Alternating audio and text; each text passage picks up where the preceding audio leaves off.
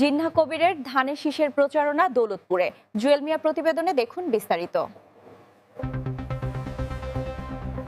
মানিকগঞ্জের দৌলতপুর উপজেলার জিয়নপুর ও চরকাটারি ইউনিয়নে বাংলাদেশ জাতীয়তাবাদী যুবদলের উদ্যোগে ধানের শীষের পক্ষে প্রচারণা চালানো হয়েছে। মঙ্গলবার ২৮ জানুয়ারি অনুষ্ঠিত এ প্রচারণায় অংশ নেন জিন্নাহ কবিরের সমর্থক ও স্থানীয় নেতাকর্মীরা।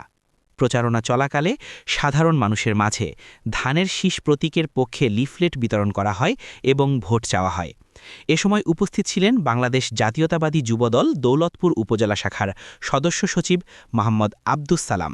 তিনি বলেন, জনগণের অধিকার ও গণতন্ত্র পুনরুদ্ধারে ধানের শীষের কোনো বিকল্প নেই।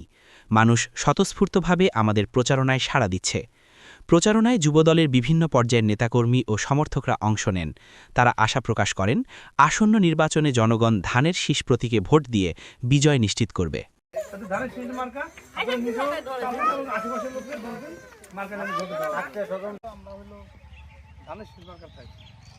মানিকগঞ্জ জেলায় তারেক রহমান সাহেব এতিম আর বাপ মা মারা গেছে, এখন উনি আছে, এতিমের সহ সবাই হয়। আপনারা সবাই কিন্তু ধানের শীষ মার্কা ভোট দেবো, সবাই আশেপাশে ভালো। মানিকগঞ্জ জেলায় একটা জিন্নাহ কবির ভাই পক্ষ থেকে আমরা সেই আপনাকে সালাম জানাইছে, সেই পক্ষ থেকে আমরা ধানের শীষ মার্কা ভোট খাওয়ার জন্য আসছি।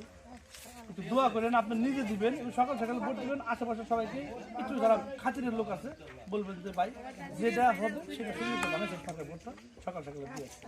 ভালো থাকবেন, আসসালামু আলাইকুম। তুলে দিতে পারতো, সেখান থেকে ক্ষতিগ্রস্ত করেন। আল্লাহ তাআলা আপনার জ্ঞান দিতে ভালো, সেই জ্ঞানকে খাটাইয়া সেখানে দিলে ভালো হয়। আপনারা সেই জায়গায় ভোট দিবেন। তবে আমার পক্ষ থেকে আমি পক্ষ থেকে আমি তারেক রহমানের পক্ষ থেকে ধানের শীষ মার্কা ভোট চাই গেলাম।